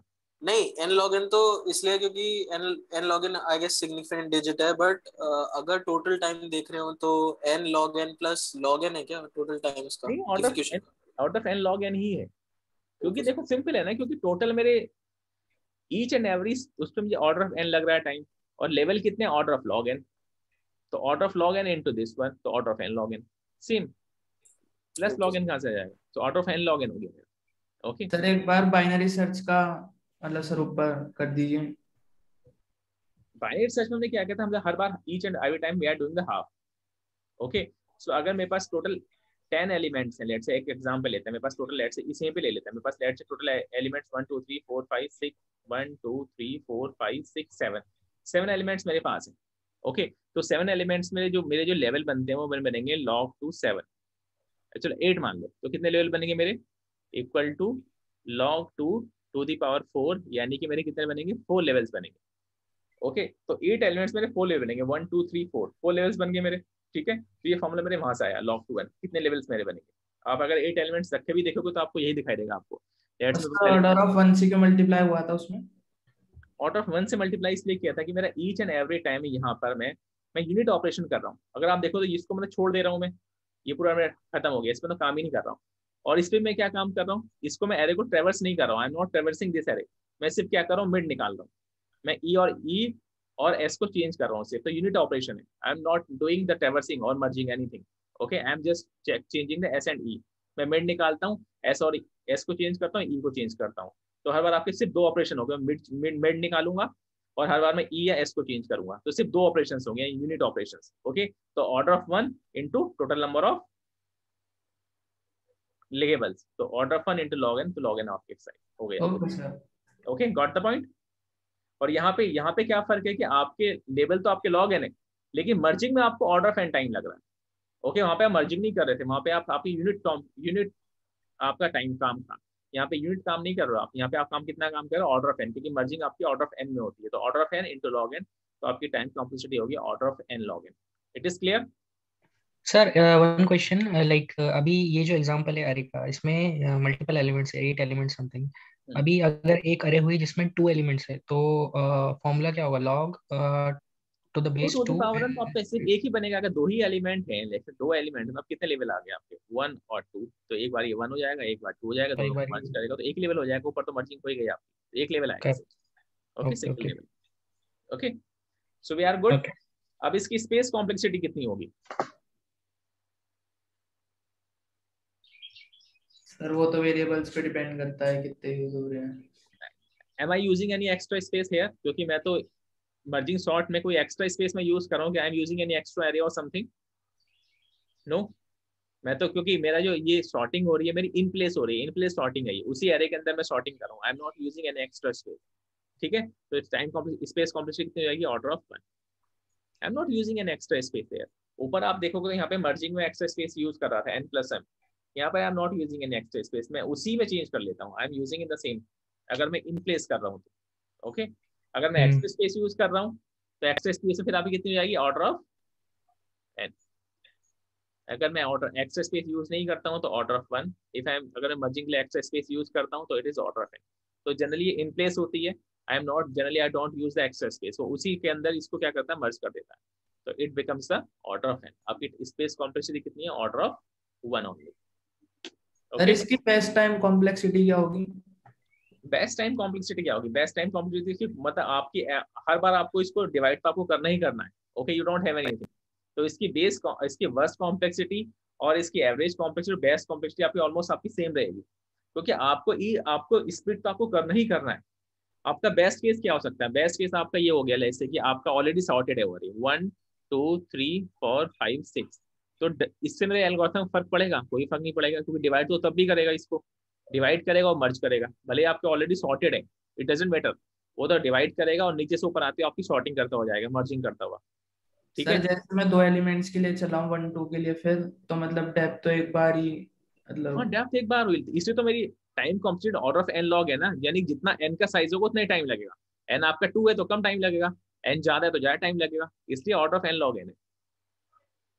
Okay sir. ओके, क्योंकि n पे डिपेंड कर रही है ना, n अगर आपका 2 होगा तो टाइम कम लगेगा, n ज्यादा होगा ज्यादा लगेगा, that's why it's order of n log। Got the point? Okay, अब हम लेते हैं कि लेट से एक और केस आता है आपका, रिकर्सन की टाइम कॉम्प्लेक्सिटी कितनी होती है? रिकर्सन आप सबको आता है थोड़ा बहुत? No sir. ओके, हम एक सिंपल सा प्रोग्राम लिखेंगे रिकर्शन का। सो रिकर्शन हम बाद में डिटेल में करेंगे, हम just taking the space complexity of recursion, time और स्पेस कॉम्प्लेक्सिटी। लेट्स से मुझे फैक्टोरियल निकालना है, ओके, किसी एक नंबर का फैक्टोरियल निकालना है n। ओके, सो नॉर्मली अगर मैं इसका प्रोग्राम लिखूं तो आइटरेटिव प्रोग्राम लिख सकते हैं उसका। रिकर्शन में क्या होता है कि एक one function is actually recursively calling itself again and again, वो हमेशा खुद को कॉल करता रहता है। ओके, सो लेट्स से मुझे फैक्टोरियल निकालना है n का और मुझे लेट्स से फैक्टोरियल रिटर्न करना है, तो integer let's say it is called fact, और इंटीजर n, इंटीजर n का मुझे क्या निकालना है? फैक्टोरियल निकालना है, let's say for example. Okay, so ये क्या करेगा? लास्ट में आपकी टर्मिनेटिंग कंडीशन होती है, लेट्स से फैक्ट खुद को करेगा, फिर खुद को कॉल करेगा, कहीं जाके अगर वो it should stop, otherwise infinitely खुद को ही कॉल करता चला जाएगा। Okay, I need to have some stopping condition, तो मैं स्टॉपिंग कंडीशन लिखता हूँ इफ n इक्वल टू 1। अगर आपका n 1 आ जाता है, ओके, तो ये क्या रिटर्न करेगा? What is going to return? n is 0, और ये क्या कर देता हूँ मैं, और n equal to 1। Okay, it is going to return 1, क्योंकि मुझे पता है कि अगर n फैक्टोरियल 0 कितना होता है? 1, और फैक्टोरियल 1 भी मेरा 1 होता है, तो n बराबर 0 होगा तो तभी रिटर्न 1 करेगा, n बराबर 1 होगा तो रिटर्न 1 करेगा। और एल्स वाली कंडीशन में एल्स कुछ भी होगा तो ये क्या कॉल करेगा? फैक्ट को फिर से कॉल करेगा, फैक्ट। ओके, और कैसे कॉल करेगा आपका? Fact n-1 multiply by n। Okay, और यहां से जो भी रिटर्न होगा आपका आएगा उसको रिटर्न कर जाएगा। तो ये कैसे कॉल करेगा? अगर अभी हम इसका एक बार इसका ड्राई रन करते हैं, लेट्स से n इक्वल टू 3 है मेरा, n इक्वल टू 3, तो n इक्वल टू 3 के लिए क्या करेगा? सबसे पहले आपका फंक्शन कॉल होगा fact 3। Okay, this is fact 3। Okay, fact 3 आएगा, लूप देखेगा n equal to 0, n equal to 1 नहीं है तो एल्स में जाएगा, तो क्या कॉल करेगा ये? It is going to call fact n-1 को कॉल करेगा, it is going to call fact n-1, क्योंकि आपका यहाँ से रिटर्न था, ये return fact n-1 into n, ये था आपका। तो ये फैक्ट n-1 क्या करेगा? फैक्ट n-1 को इधर कॉल कर लेगा, तो it is calling fact n-1। तो आपका n-1 एक्चुअली कितना हो जाएगा? इट इज एक्चुअली 2, तो क्या कॉल करेगा? फैक्ट 2 कॉल करेगा। It is going to call fact2. Detail में हम बाद में करेंगे, I am just taking for the time complexity. ये आपका fact2 हो गया. Okay, it is calling fact2. अब fact2 फिर से कंपेयर करेगा, 2 is equal to 0, 2 equal to 1 नहीं है, तो ये क्या करेगा, रिटर्न. ये वाली कॉल होगी आपकी, ये फैक्ट क्या कॉल करेगा, 1 इंटू 2. ये आपका क्या था, फैक्ट 2 इंटू 3. ओके ओके, ये फैक्ट क्या करेगा, जब तक ये तब तक कैलकुलेट नहीं होगा जब तक फैक्ट को कॉल ना कर ले. आगे फिर आपका फैक्ट 1 कॉल होगा. तो फैक्ट 1 यहाँ पहुंचेगा, देखेगा n इक्वल टू 1 है, यस, तो यहाँ से क्या रिटर्न कर जाएगा, 1 रिटर्न कर जाएगा. तो it is going to return 1 here. तो यहाँ से क्या करेगा, ये यहाँ से it is going to return 1. Okay, तो ये फैक्ट 1 किससे रिप्लेस हो जाएगा, ये फैक्ट 1 आपका रिप्लेस हो जाएगा 1 से. ओके, ये आपको ऑलरेडी 2 था, तो 1 इंटू 2 2, ये क्या रिटर्न कर जाएगा यहाँ से 2. तो यहाँ पे आपका ये रिटर्न होकर कहाँ फंक्शन जाएगा, यहाँ पे, तो इसको ये क्या हो जाएगा, इट विल बिकम 2. रिटर्न होगा आपका 2 वैल्यू, ये 3 था, तो 2 इंटू 3 ये क्या रिटर्न कर जाएगा, 6. Okay, this is factorial. How does it work. हमने एक टर्मिनेटिंग कंडीशन लिखी, आपका रिकर्सिव कॉल कहाँ पे खत्म होगी. ओके, और दूसरा आपके फंक्शन की कॉलिंग कैसे होगी. तो ईच एंड एवरी टाइम ये fn-1 को कॉल करता है और n से मल्टीप्लाई. ओके, क्योंकि यही मेरा फंक्शन होता है. n इज इक्वल टू कैसे, n इंटू n-1 से लेके मल्टीप्लाई आपका 1 तक. Okay, this is your factorial of n. तो वही मैंने किया. हर बार क्या करेगा, लास्ट से करना स्टार्ट करेगा. लास्ट से आपका क्या आएगा, 2, फिर 3, फिर 4. तो आपका ये हर बार मल्टीप्लाई हो जाएगा. देखो यहाँ से आपका यहाँ से 1 रिटर्न होगा, फिर 1 इंटू 2 कर रहा है, फिर 1 इंटू 2 इंटू 3 कर रहा है, आपका रिटर्न हो गया. This is recursion. तो रिकर्शन को हम डिटेल में करेंगे, डोंट वरी. ओके, अब इस केस में बताओ कि मेरी एक और कंसेप्ट पढ़ता है. रिकर्शन में क्या करता है, रिकर्शन जब भी कॉल करता है तो सारी कॉलिंग को आपके स्टैक में स्टोर करता है. Everything is getting store in stack. क्योंकि जब ये फंक्शन कॉल करेगा अगला फंक्शन, तो इसको पता होना चाहिए मुझे कहाँ रिटर्न करना है. ओके, कोई कमांड आपको रिटर्न होगी कहाँ जाएगा. तो ये क्या करता है, पहला फंक्शन कॉल करेगा, तो it is going to one fact your 3. फिर आपकी फैक्ट 2 की कॉल होगी, इसको यहाँ स्टोर करेगा. फिर फैक्ट 1 की कॉल होगी, इसको यहाँ स्टोर करेगा. जैसे फैक्ट 1 होगा, फैक्ट 1 खत्म हो जाएगा. ओके, तो फैक्ट 1 क्या रिटर्न कर देगा, आपका 1. तो यहाँ से इस स्टैक में से हट जाएगा. फिर फैक्ट 2 रिटर्न कर जाएगा, ये स्टैक में हट जाएगा. फिर फैक्ट 3 भी रिटर्न कर जाएगा, यहाँ से हट जाएगा. ओके, तो आपकी स्टोरेज आपकी स्टैक में होती है, क्योंकि उसको क्या पता है कि यहाँ से अगर मैं रिटर्न करके मुझे इस वाली कमांड पे जाना है, ये आपका कमांड एड्रेस एवरीथिंग ये स्टोर करता है. इसको पता है जब यहाँ से रिटर्न करना है तो ये कौन से एड्रेस पे जाना है, कहाँ. तो ये इसको पूरा एड्रेस एंड एवरीथिंग वेरिएबल सब स्टोर करके रखता है टेम्परेरी, आपके स्टैक में स्टोर होते हैं. सो द स्टैक, तो आपका it is getting store in the stack. अब इसका बताओ, इसका मेरा टाइम कॉम्प्लेक्सिटी कितनी होगी सर, n होगी. तो कैसे होगी ये बताओ मुझे. एन तो चलो ठीक है, ऑर्डर ऑफ एन कह रहे हो आप, लिंक कैसे होगी सर क्योंकि हर हर फंक्शन कॉल के लिए वो n टाइम्स कॉल करेगा. मतलब कोई सा भी नंबर हम इनपुट करा लें, n टाइम्स ही चलेगा. ओके, उससे क्योंकि ज्यादा हाँ, क्योंकि अगर आप देखो तो मैं each and every function call में मैं क्या कर रहा हूँ, हर बार ये कॉल कर रहा हूँ, मैं फैक्टर कॉल कर रहा हूँ, मल्टीप्लाई कर रहा हूँ. ये मेरा यूनिट ऑपरेशन है. ठीक है, ये यूनिट ऑपरेशन है मेरा ऑर्डर ऑफ 1 का, मल्टीप्लाई करने का और कॉल करने का. ठीक है, और टोटल मेरे पास कॉलिंग कितनी हो रही है, how many calls are there, 1 2 and 3. Okay, यानी कि अगर n नंबर्स होंगे तो n कॉल होगी, 3 होंगे तो 3 कॉल होगी. जितने भी मेरे पास ये इनपुट है उतने ही मेरी कॉलिंग होगी. ओके, तो ईच एंड कितने कितने फंक्शन कॉलिंग हो रही है, 3. और सब पे मैं काम कितना कर रहा हूँ, ऑर्डर ऑफ 1. तो फैक्टर मेरे टोटल काम कितना हो गया, 3. तो अगर n है तो टोटल ऑफ कॉल कितनी होगी मेरी, रिकर्सिव कॉल कितनी है मेरी total. Recursive calls are actually equal to n. और ईच एंड एवरी कॉल पे मेरा कितना काम हो रहा है, ऑर्डर ऑफ 1 यूनिट काम हो रहा है. तो इट इज टोटल कॉल कितनी होगी मेरी, n. Okay, order of n में मेरी कॉल हो रही है रिकर्सिवली, और ऑर्डर ऑफ 1 में मेरा क्या हो रहा है, यूनिट काम हो रहा है. तो it is actually order of n. So recursive की टाइम कॉम्प्लेक्सिटी मेरी इस पे डिपेंड करती है कि मैं रिकर्सिव कॉल मेरी कितनी हो रही है. अगर मेरी जितने भी रिकर्सिव कॉल्स होंगी उतनी मेरी टाइम कॉम्प्लेक्सिटी होगी. तो यहाँ तो हमेशा आपका यूनिट टाइम ही रहेगा. It is always unit time. Okay, most of the times अगर आप कोई एक्स्ट्रा स्पेस यूज नहीं करो और कुछ और नहीं करो, it's always unit time. Okay, और आपकी टोटल कॉल कितनी हो रही है इस वाले केस में, फैक्टोरियल वाले केस में आपकी टोटल कॉल कितनी हो रही है, n. Unit time order of 1, तो ऑर्डर ऑफ n आपके टोटल हो जाएंगे ऑर्डर ऑफ 1. तो ऑर्डर ऑफ n आपकी कितनी होगी, इसकी रिकर्शन की टाइम कॉम्प्लेक्सिटी होगी. It is clear. अब बात हम बताओ इसकी स्पेस कॉम्प्लेक्सिटी कितनी होगी.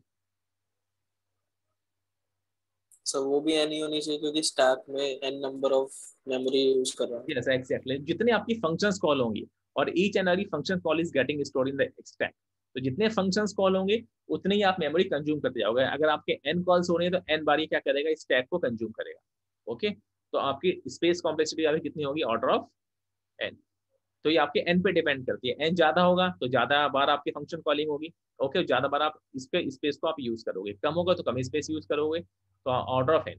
तो आपकी टाइम कॉम्प्लेक्सिटी भी ऑर्डर ऑफ n और स्पेस कॉम्प्लेक्सिटी आपकी ऑर्डर ऑफ, इस वाले केस में, इस फैक्टोरियल केस में। अगर हम बाकी फैक्टोरियल लेंगे तो उस केस में आपके हो सकते हैं रिकर्सिव कॉल आपकी ज्यादा हो रही है, तो उस केस में आपको देखना पड़ेगा कितने रिकर्सिव कॉल हो रही है, और रिकर्सिव कॉल के बेसिस पे आपकी स्पेस कॉम्प्लेक्सिटी निकलेगी, और स्पेस उसके बेसिस पे आपकी क्या निकलेगी, आपकी टाइम कॉम्प्लेक्सिटी निकलेगी, टोटल कॉल्स कितनी हो रही है रिकर्सिवली। व्हाट द पॉइंट, जैसा फिबोनाची में देखोगे तो फिबोनाची का आपका जो आता है वो आपका इट कम्स डिफरेंट, वो आपकी ऑर्डर ऑफ 2 की पावर n आती है, क्योंकि इसमें आपकी जो टोटल कॉल्स होती हैं आपकी 2 की पावर n कॉल्स होती हैं। Okay, so that is different concept. जब हम फिबोनाची सीरीज का कोड करेंगे तो हम समझेंगे कि उसकी टाइम कॉम्प्लेक्सिटी ऑर्डर ऑफ 2 की पावर n क्यों होती है। ओके, क्योंकि उसमें टोटल जो रिकर्सिव कॉल होती है ऑलमोस्ट 2 की पावर n के बराबर होती है। ओके, तो रिकर्सिव कॉन्सेप्ट समझ में आ गया कि टाइम और स्पेस कॉम्प्लेक्सिटी कैसे डिसाइड होती है कि आपकी कितने रिकर्सिव कॉल्स हो रही हैं और स्टैक आपका कितना कंज्यूम हो रहा है। ओके, अभी तक जो हमने किया वो सब समझ में आ गया आपको, या इसमें किसी को कोई कंफ्यूजन है? सर बस वो थोड़ा बबल शॉट वाले में था, मतलब वो कोड में। बबल शॉट में तो आप ईच एंड एवरी टाइम आपके सिंपल सिंपल 2 लूप है, ठीक है, और दोनों लूप आपके n टाइम्स चल रहे हैं, मोर टाइम्स, तो आप सर सीधा ये n-1 और ये n-i-1 ये वो कैसे आएगा? ये जब बबल शॉर्ट करेंगे तो आपको अंदर लगेगा। आप यहाँ देखो कि आप जब मेरा i इक्वल टू 0 से मैं स्टार्ट कर रहा हूँ, ठीक है, तो मैं एक्चुअली में कितने बार मैं रन करूंगा इसको, कि अगर मैं फर्स्ट एलिमेंट के लिए रन किया, सेकंड के लिए रन किया, थर्ड के लिए रन किया, फोर्थ के लिए, तो पहली बार को मुझे पहले एलिमेंट सेट करना है 20, तो 20 तो मेरा ऑलरेडी सेट हो गया, ठीक है, सेकंड टाइम ये सेट हो गया। जब मैं सिंगल एलिमेंट बचेगा तो क्या मुझे लूप रन करने की जरूरत है? नहीं। ऑलरेडी एक ही एलिमेंट बचा है तो मुझे रन करने की जरूरत नहीं है, राइट? वो आई गेस j+1 की वजह से है ना, क्योंकि हम नेक्स्ट एरिया को कंपेयर कर रहे हैं उससे, तो हमें लास्ट वाला कंपेयर करने की जरूरत नहीं। नहीं, कंपेयर की बात तो भूल जाओ, कंपेयर जब भी नहीं कर रहे हैं हम, तो सिर्फ ये बात कर रहे हैं कि मैं पहली बार लूप लगाया तो मैंने एक एलिमेंट सेट किया, ठीक है, दूसरी बार लूप चलाया तो दूसरा एलिमेंट सेट किया, तीसरी बार लूप चलाया थर्ड एलिमेंट सेट किया, हर बार आपके एक एक एलिमेंट सेट हो रहा है। जब आप n-1 बार लूप चलाओगे तो आपके n- एलिमेंट सेट हो जाएंगे, ये सब n- एलिमेंट, तो आपको क्या लास्ट वाले के लिए चलाने की जरूरत है, क्योंकि ऑलरेडी सेट है, ये सेट है कि नहीं है, क्योंकि ऑलरेडी कंपेरिजन हो गया, आपके बड़े ऊपर सेट होकर चले गए हैं, क्योंकि ये आपके इससे बड़ा होगा तभी तो यहाँ आ गया है। ओके, क्योंकि इससे कंपेरिजन हुआ होगा, तो ये ऑलरेडी तो मुझे इस वाले अगर मैं चलाऊंगा भी तो खुद को खुद से कंपेयर करेगा, उसका कोई पॉइंट नहीं है। ओके, क्योंकि हमेशा जे को j+1 से कंपेयर करते हैं, ठीक है ना, तो आपका n-1 तक ही चलाना पड़ेगा, वो लास्ट एलिमेंट तो आपको ऑलरेडी सेट हो ही जाएगा, उसके लिए आपको चलाने की जरूरत नहीं है। ओके, और सर ये जे में क्यों आ रहा है ये n-i-1? n-1 i इसलिए आ रहा है क्योंकि जब मैं फर्स्ट एलिमेंट चलाऊंगा, फर्स्ट एलिमेंट को सेट करूंगा, लेट से फर्स्ट एलिमेंट जब मेरा सेट होगा, लूप चलेगा, ठीक है, तो j इक्वल टू 0, ये इससे कंपेयर करेगा, ये इससे कंपेयर करेगा सेकंड, ये फिर इसको कंपेयर करेगा, ये इसको, ये इसको, ये इसको, जब ये लास्ट पहुंच जाएगा यहाँ तक तो ये इससे कंपेयर करेगा, यानी n-2 आपका किससे कंपेयर होगा, n-1 से। ओके, n-2 आपके n-1 से कंपेयर होगा, तो मुझे एक्चुअली लूप कहाँ तक चलाना है, सिर्फ n-2 तक चलाना है। ओके, क्योंकि मैं j को j+1 से कंपेयर कर रहा हूँ। Okay sir. ओके, अगर मैं n-1 तक चलाऊंगा तो एक्चुअली n से कंपेयर करेगा, n मेरा एलिमेंट है ही नहीं, आउट ऑफ इंडेक्स चला जाएगा, क्योंकि मैं j को j+1 से कर रहा हूँ, तो लूप मुझे कहाँ तक चलाना है, सिर्फ n-2 तक। Okay, first time. Second time मुझे कहाँ तक चलाना है लूप, पहली बार में यहाँ तक लूप चलेगा, सेकंड बार में लूप यहाँ तक चलेगा, सिर्फ सेकंड टाइम ये n-3 चलेगा, तो मेरा क्या हो जाएगा n-i-1, क्योंकि i स्टार्टिंग में 0 है, तो n-0 -1 यानी कितनी बार चलेगा, n-1 टाइम्स। जब आपका 1 हो गया तो n-1 यानी n-2 टाइम्स चलेगा। अभी समझ में आ गया? Yes sir. ओके, क्योंकि ये n-1 क्यों होगा, क्योंकि लास्ट एलिमेंट को आपको करने की आपको जरूरत नहीं है, और ये आपको किस लिए चलेगा, क्योंकि आपको कंपेरिजन आपको सिर्फ वहीं तक करना है, उसको आगे आपको नहीं करना, अदरवाइज वो आउट ऑफ स्टैक चला जाएगा। ओके, ठीक है, out of not stack, out of array, out of index, ठीक है, अभी समझ में आ गया बबल सॉर्ट? Yes sir. ठीक है, डोंट वरी, हम अगली क्लास में नेक्स्ट संडे को सारी सॉर्टिंग करेंगे डिटेल में। Okay, this is for the time complexity, हम लोग एग्जांपल लिया। सो आई होप यहां तक आपका सबका क्लियर है। एक लास्ट कॉन्सेप्ट आता है time and space complexity, that is called the amortised cost. Okay, amortise cost का कंसेप्ट आता है, concept number 6, that is called the amortize cost.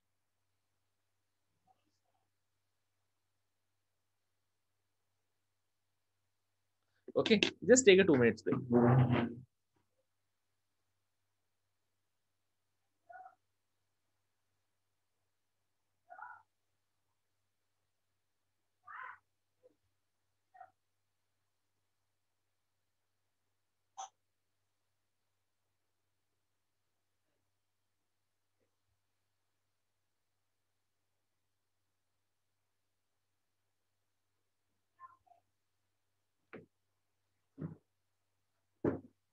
Okay, so I am back. सो अभी आपको जितना भी समझ में आ रहा है दैट इज परफेक्टली फाइन. ठीक है, जब भी हम कोई भी प्रोग्राम प्रॉब्लम करेंगे या तभी हम ईच एंड एवरी प्रॉब्लम की जब भी हम कोड लिखेंगे तभी हम उसके टाइम कॉम्प्लेक्सिटी भी ड्राइव करेंगे और उसकी स्पेस कॉम्प्लेक्सिटी ड्राइव करेंगे. हम ये एक्सरसाइज इसलिए कर रहे हैं जिससे कि बेसिकली आपको थोड़ा सा आपको बैकग्राउंड हो जाए कि हम चीजें काम कैसे कर रहे हैं. ठीक है, सो आपको बैकग्राउंड पता चल जाएगा कि आपकी फोर लूप्स में कैसे होती है, आपकी रिकर्शन में कैसे होती है, अब आपकी बाइनरी सर्च जो आपका आप हाफ में डिवाइड करते चल जाते हो तो कैसे होती है. Okay, this entirely depends. Don't worry, आपको अगर 70-80% भी समझ आ रहा है, we are I am okay with that, क्योंकि आपको 100% जब हम 2 या 3 कोड करेंगे उसमें आपको 100% टाइम और स्पेस कॉम्प्लीटली समझ में आनी स्टार्ट हो जाएगी. ओके, अब अमोर्टाइज कॉस्ट का कंसेप्ट लेते हैं. अमोर्टाइज कॉस्ट आपकी तब यूज होती है बेसिकली जब बेसिकली आप कुछ इस तरह के ऑपरेशंस करते हो. Let's say you are doing some operations. Okay, और उसमें क्या है कि आपके जो मैक्सिमम ऑपरेशंस होते हैं वो आपके ऑर्डर ऑफ 1 में हो रहे हैं. लेट्स से आपके कम टाइम कॉम्प्लेक्सिटी कंज्यूम कर रहे हैं. ठीक है, और आपके कुछ कुछ बेसिक यानी कि आपके कुछ ये समझ लो कि कुछ स्पेसिफिक ऑपरेशंस हैं जो ज्यादा टाइम ले रहे हैं. Okay, let's say for example हम एक एग्जांपल लेते हैं तो आपको ज्यादा समझ में आएगा. लेट्स से मेरे पास एक एरे है. ओके, ये एरे लेट्स से मेरा 4 साइज का है. ओके, और मेरा एरे सिर्फ ये एक सिंपल सा काम करता है कि जो भी मेरा इनपुट आता है उस इनपुट को इसमें स्टोर करता है. Okay, what ever the input is coming it is getting store in it. Okay, या लेट्स से मेरे पास प्रोसेसेस हैं, ऐसे मालूम है टोटल नंबर ऑफ प्रोसेस हैं, वो प्रोसेस को स्टोर करता है. Process 1, process 2, process 3, process 4. Okay, तो आपका पहला लेट्स आपका प्रोसेस आया, let's it is 1 P1, then P2 और let's say P3 and let's say P4. कोई भी आपका टास्क है, आपके टास्क आ रहे हैं आपने एरे में स्टोर कर लिया, कोई नंबर आ रहे हैं आपने नंबर में स्टोर कर लिया. तो आपने इसको जब आप कोई भी टास्क आएगा आप क्या करोगे, उसको एरे में डालोगे. तो एरे में डालने की कॉस्ट कितनी हो गई, ऑर्डर ऑफ 1. इसकी भी आपकी टाइम कॉम्प्लेक्सिटी ऑर्डर ऑफ 1, इसकी भी ऑर्डर ऑफ 1 और इसकी भी ऑर्डर ऑफ 1. अब लेट्स से आपका ये फिक्स साइज है. साइज क्या है इसका, 4 फिक्स साइज है, क्योंकि आपको पता है कि जनरली आपका जो टोटल टास्क आता है आपके 4 के आसपास आता है, उससे ज्यादा आपके नॉर्मली नहीं आते. ओके, लेट्स से इस टाइप से आपका. अब लेट्स आपके 4 से ज्यादा आ जाएंगे तो आप क्या करोगे, 4 से ज्यादा आ गए तो ये आप क्या करोगे, एक डबल साइज का रे लोगे. 4 था आप 8 साइज का रे ले लोगे. यू विल टेकिंग 8 साइज अरे, 1 2 3 4 5 6 7 8. ओके, और आप क्या करोगे, अब आपको नया एलिमेंट आया P5 आप कहाँ डालोगे, आपको साइज आपने डबल कर दिया इसका, जनरली आप डबल करते हैं उसका. ओके, देन इट इज इसको यहाँ कॉपी करना पड़ेगा. P1 इसको यहाँ कॉपी करना पड़ेगा, P2 इसको यहाँ, P3 इसको यहाँ, P4. ओके, इसको मैंने कॉपी कर दिया. ओके, अब जो मेरा नया आया इसको मैंने P5 मैंने यहाँ डाल दिया. ओके, तो आप देखो कि P1 की मेरी टाइम कॉम्प्लेक्सिटी कितनी थी, जब मेरा P1 आया मेरी टाइम कॉम्प्लेक्सिटी कितनी थी, 1. इसकी भी 1 थी एक्चुअली में, इसकी भी 1 थी इसकी, लेकिन जैसे 5 आया तो 5 के लिए मुझे क्या करना पड़ गया, मुझे सारे आइटम कॉपी करने पड़ गए, P1 P2 P3 P4 और P5 को मैंने किया. तो इसकी टाइम कॉम्प्लेक्सिटी कितनी होगी एक्चुअली 5. जैसे मेरा 5 आया मुझे 5 टाइम्स काम करना पड़ा, 5 यूनिट टाइम. और जब 1 2 एंड 3 एंड 4 आया तो मुझे सिंगल टाइम करना पड़ा. ऐसे 6 आएगा तो अगेन P6 में डाल दूंगा, P7 डाल दूंगा, P8 डाल दूंगा. ये सब आपके यूनिट में काम हो रहा है, यूनिट टाइम में. जैसे आपका P9 आएगा again I what I have to do, again I have to do double में कर दूंगा इसको साइज को. I am just doing the double size 32 का. ओके, यहाँ पे आपका यूनिट ये यूनिट ये यूनिट टाइम ये यूनिट ये यूनिट ये यूनिट ये, this is actually 5 then 1 then 1 then 1. और आपका जैसे 8 हुआ यहाँ पे आप टोटल 8 को क्या करोगे, ट्रांसफर करोगे और इसको कॉपी करोगे. तो टोटल ऑपरेशन कितने होंगे यहाँ पे 9. ओके, क्योंकि आपको 9 डालने के लिए आपको क्या करना पड़ेगा, 8 कॉपी करने हैं इसमें. तो 8 ऑपरेशन तो वो हो गए और एक आपने 9 को कॉपी किया, टोटल यहाँ 9 1 अगेन 1 1 1 टोटल 32 तक. ओके, तो आप देखोगे तो आपके जब भी कोई नया एलिमेंट आता है तो मोस्ट ऑफ द टाइम्स आप कितना आपका काम हो रहा है, ऑर्डर ऑफ 1 में हो रहा है। लेकिन कुछ स्पेसिफिक केसेस आते हैं जहां आपकी टाइम कॉम्प्लेक्सिटी बढ़ जाती है, इस केस में बढ़ रही है, इस केस में बढ़ रही है। तो यहाँ पे अगर आप देखोगे तो आप जब भी इसकी टाइम कॉम्प्लेक्सिटी निकालोगे तो आप हमेशा टाइम कॉम्प्लेक्सिटी से निकालते हो अमोर्टाइज कॉस्ट, क्योंकि अमोर्टाइज कॉस्ट का मतलब है क्योंकि आपके मैक्सिमम ऑपरेशंस जो है आपके ऑर्डर ऑफ 1 में हो रहे हैं या लेस में हो रहे हैं, और कुछ स्पेसिफिक हैं जो कि हायर टाइम कॉम्प्लेक्सिटी में हो रहे हैं। तो उस केस में आप क्या करते हो, अमोर्टाइज कॉस्ट निकाल दो कि on an average mid cost कितनी आ रही है, क्योंकि वर्स्ट केस में तो आपका 5 और 9 है, लेकिन वो केस बहुत कम है। जनरल केस में आपकी 1 1 1 1 1 1 आ रही है। ओके, तो इस केस में टोटल टाइम कॉम्प्लेक्सिटी कितनी है, अगर इसको काउंट करोगे तो 1 1 1 1, ये कितनी होगी 4 + 5 9, तो ये आप कितनी बार आपका हो रहा है 5 और 9, ये आपके टोटल हो गए 14, और बाकी के आपके कितने थे 30, तो आपकी इज अराउंड 44, राइट। क्योंकि 1 2 3 एंड 5 और 9 14, बाकी के आपके 34। ओके, तो जनरली आपका कितने, और आपके टोटल एलिमेंट कितने आपके 32 के आसपास एलिमेंट है, राइट। और जैसे ही आपका 9th एलिमेंट आएगा आप उसको कॉपी करने पड़ेंगे, तो 1 2 3, तो जनरली ऑलमोस्ट क्या आता है, आप आगे देखो कि 2n के बराबर आते हैं आपके टोटल, तो आपको ऑलमोस्ट 2n ऑपरेशंस आपको करने पड़ते हैं, अराउंड 2n के आसपास, लगभग ये 1.5 n है, आप आगे बढ़ाओगे तो 2n के आसपास पहुंच चला जाता है। ओके, तो ऑलमोस्ट आपको 2n ऑपरेशंस करने पड़ते हैं जब आप इसको क्या करते हो, साइज को डबल करते हो। ओके, टोटल इसमें आप देखो तो कितना ऑपरेशन आपके 1 2 3 4 5 6 7 और 5, यानी 12 ऑपरेशन है, यानी 2 × 8 16, यानी ऑलमोस्ट 16 के बराबर है, यानी 2n के बराबर है। ओके, ये 2n का मतलब कि आपका ऑलमोस्ट आपके कितने टोटल 16 है, यानी 32 के बराबर है। ओके, तो ऑलमोस्ट उसके बराबर आपका ऑपरेशन होते हैं। ओके, सो इस केस में अब मेरी टोटल कॉस्ट कितनी आएगी, what is my total cost, total cost is coming actually मेरी order of 2n, total cost is coming as order of 2n, यानी कि that is order of n। Okay, तो ये मेरी अमोर्टाइज कॉस्ट में तब अप्लाई होती है जब बेसिकली मेरे कुछ ऑपरेशंस बहुत कम टाइम कॉम्प्लेक्सिटी होते हैं। ओके, कुछ ऑपरेशंस और मेजॉरिटी ऑफ ऑपरेशंस मेरे क्या होते हैं, कम टाइम कॉम्प्लेक्सिटी होते हैं, और कुछ स्पेसिफिक ऑपरेशंस मेरे ऐसे आ रहे होते हैं जहाँ पे मेरे हाई टाइम कॉम्प्लेक्सिटी के होते हैं। तो उस केस में मुझे क्या करना पड़ता है, मैं I will try to find out कि बेसिकली कौन कौन से ऑपरेशंस में हाई कॉस्ट में हो रहे हैं और कौन से में नॉर्मल कॉस्ट में हो रहे हैं, उन सबका सम करके then I will find out the amortize cost, that is called the amortize cost. क्योंकि इसमें आप नॉर्मल कॉस्ट नहीं निकाल सकते, बिकॉज यू नेवर नो, क्योंकि कुछ ही ऑपरेशन है जो हाई टाइम पे हो रहे हैं आपके, और बाकी आपके नॉर्मल टाइम पे हो रहे हैं। So you have to consider this one. So this is called the amortized cost. Amortized cost आपकी स्टैक में यूज होती है। आप जब बेसिकली आप हैश यूज करते हो, हैशिंग में यूज होती है, क्योंकि लेट से हैश में आपके नॉर्मल एलिमेंट्स हैं, आपने उसकी हैशिंग बना रखी है, नए एलिमेंट्स आए तो आपके हैश का साइज बनाना पड़ेगा। तो जब आप नया हैश बनाओगे तो आप हैश को कॉपी करोगे, उस एलिमेंट को डालोगे।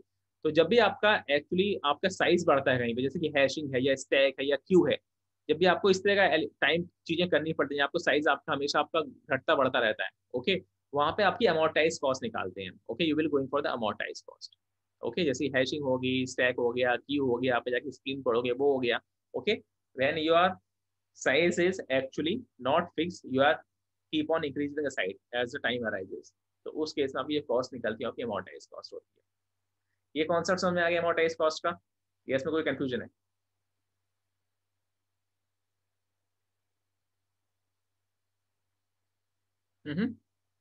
सो we have good this amortise cost. Okay, amortise cost हम आगे देखेंगे जब बेसिकली हम लोग स्टैक के एग्जांपल करेंगे, क्यू के एग्जांपल करेंगे, मतलब आपको अमोर्टाइज कॉस्ट के बहुत एग्जांपल आपको मिलेंगे, डोंट वरी। ओके, वहां पे हम उसके अमोर्टाइज कॉस्ट निकाल रहे हैं, ठीक है। ऐसे ही जब हम लोग रिकर्शन पढ़ रहे होंगे तो ईच एंड एवरी रिकर्शन की हम लोग टाइम और स्पेस कॉम्प्लेक्सिटी निकाल रहे हैं, don't worry. Okay, in the same time merge sort हम करेंगे, उसकी टाइम कॉम्प्लेक्सिटी हम फिर से निकालेंगे। इनफैक्ट आपकी जो क्विक सॉर्ट होती है, क्विक सॉर्ट की भी आपकी टाइम कॉम्प्लेक्सिटी आपकी सेम होती है, order of n log n. Okay, तो वो भी हम देखेंगे क्विक सॉर्ट की order of n log n कैसे होती है, वही मोर लेस सेम काम करती है। ओके, ऐसे जब हम लोग बबल शॉर्ट पढ़ेंगे, इंसर्शन शॉर्ट पढ़ेंगे, सिलेक्शन शॉर्ट पढ़ेंगे, ये सारी आपकी ऑर्डर ऑफ एन स्क्वायर में काम करती है, तो सबकी टाइम और स्पेस कॉम्प्लेक्सिटी निकालेंगे। ओके, जब हम मर्ज ऑफ, ये तो आप ऑलरेडी कर चुके हो, ठीक है। बाइनरी सर्च या हम आप ऑलरेडी निकाल ही चुके हैं। इस तरह बाइनरी सर्च जैसे हम हर बार हाफ में डिवाइड कर रहे हैं, तो इस तरह कंसेप्ट आपका ट्री में भी आता है। ट्री में आप क्या करते हो, आपका दिस इज ट्री, आपका नोड है, फिर आपका लेफ्ट चाइल्ड, फिर राइट चाइल्ड, फिर आपका लेफ्ट चाइल्ड, फिर राइट चाइल्ड, फिर लेफ्ट चाइल्ड, फिर राइट चाइल्ड।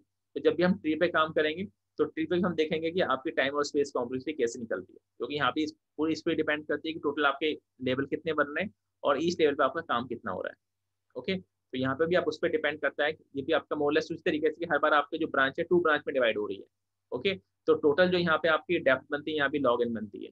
ओके, और फिर आपके ईच एंड एवरी लेवल पे आपका कितना काम हो रहा था वो इससे मल्टीप्लाई हो जाएगा, वॉट एवर द कॉस्ट आपकी ईच एंड एवरी लेवल की है, तो कॉस्ट मल्टीप्लाई हो जाएगी, वो आपकी पूरी इस प्रॉब्लम की आपकी कॉस्टिंग आ जाएगी।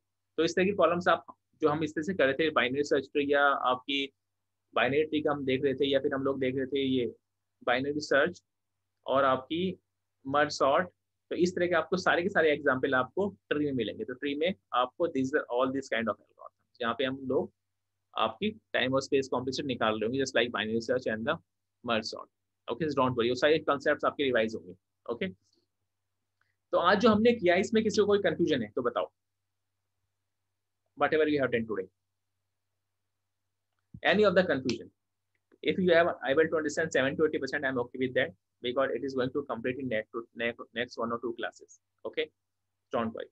लेकिन अगर किसको 30 या 40% समझ में आया या 50% समझ में आया, then it is a concern for me. Okay, 7 to 18 is okay for me. So I'm good. तो ये चीज आपको समझ में आ गई है, दैट मीन्स आपको टाइम और स्पेस कॉम्प्लेक्सिटी का आपको थोड़ा सा अंदाजा आपको लग गया कैसे आप उसको निकालते हो। Okay, so we are good. So what I am going to do, मैं आपको एक काम करूंगा, आज हम छोटी क्लास करते हैं, otherwise it will become very hectic for you guys. Okay, I don't want to overburden you. Okay, so क्योंकि यार थोड़े हैवी कॉन्सेप्ट्स हैं, तो it will take time to grasp you. Okay, so what we are going to do today, मैं आपको I will give you some exercises, बहुत simple problems दूंगा आपको एरे की। Okay, I think it will 5 और not more than 5 और 10 problems, बहुत simple problems होंगी। आपको उन सबको सॉल्व करना है, सबका कोड लिखना है, सबकी टाइम और स्पेस कॉम्प्लेक्सिटी बतानी है। ओके, फिर देखते हैं आप उसको कितना, आप उसको प्रॉब्लम को समझ पा रहे हो, उसको सॉल्यूशन दे पा रहे हो, कोड लिख पा रहे हो, टाइम और स्पेस कॉम्प्लेक्सिटी आप उसकी निकाल पा रहे हो। That is the only exercise you have to do for this complete week. फिर नेक्स्ट वीक से हम लोग सॉर्टिंग एल्गोरिथम्स करेंगे एरे की, फिर हम मल्टी डायमेंशनल एरे करेंगे, फिर स्ट्रिंग्स की प्रॉब्लम करेंगे, then this program will go on. Okay, so we will doing a lot of interesting problem जो आपके इंटरव्यू में पूछी जाती है by the next week. Okay, ठीक है guys, any question? Sir assignment कहाँ पे आएगा?